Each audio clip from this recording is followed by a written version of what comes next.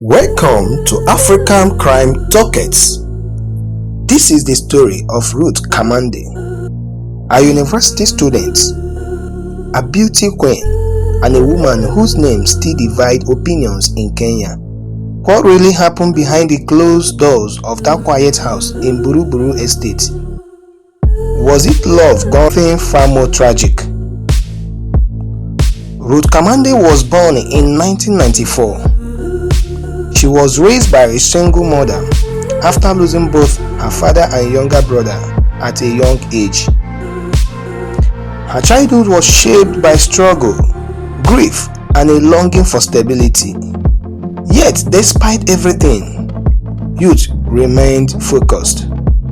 She dreamed big, studied hard, and eventually found herself at Jomo Kenyatta University of Agriculture and Technology, where she was pursuing a degree in business.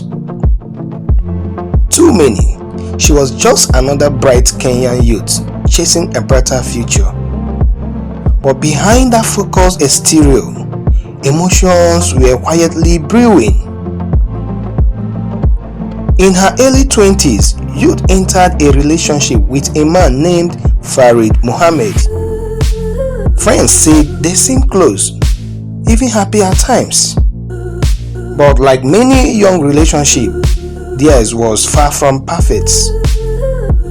Over time, Ruth grew suspicious.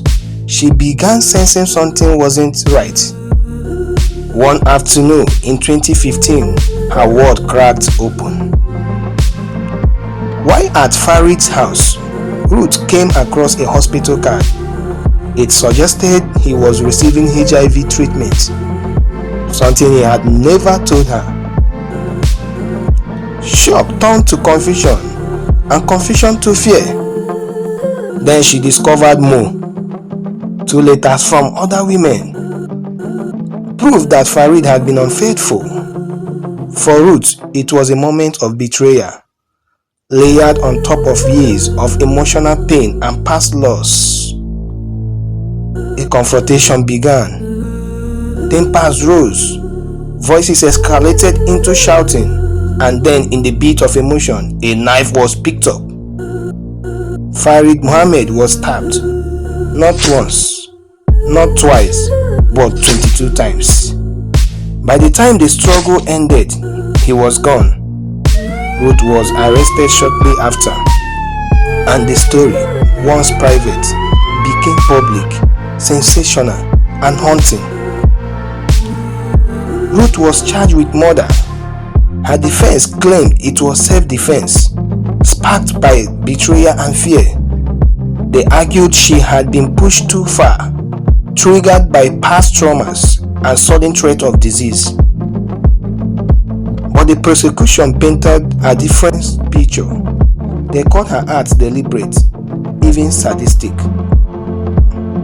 In 2016, during her time in remand at Langata Women's Prison, she won the prison's beauty pageant, earning her the title Miss Langata. Her smiles in photographs caused public confusion. Was this a reformed woman or someone cold and unremorseful? On July 19, 2018, the verdict came. Ruth Kamande was sentenced to death by hanging. The sentence shocked the nation. Some believe justice has been served. Others thought it was too harsh, especially for a young woman who had already endured so much.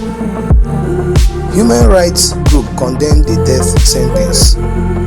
They argued that Ruth was a victim of emotional abuse and that the justice system had failed to account for mental health and trauma. Yet, the truth remains.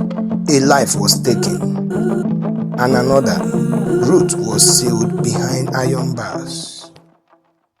Today, Ruth Kamande sits on death row, once a university student with a bright future, now a name forever written in Kenya's criminal history.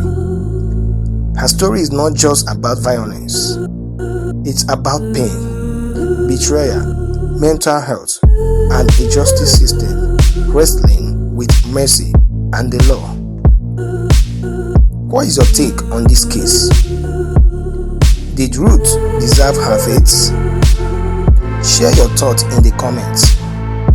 Like, share and subscribe, and stay tuned to African Crime Dockets, where Africa's most compelling and controversial criminal stories are told without fear and without filter.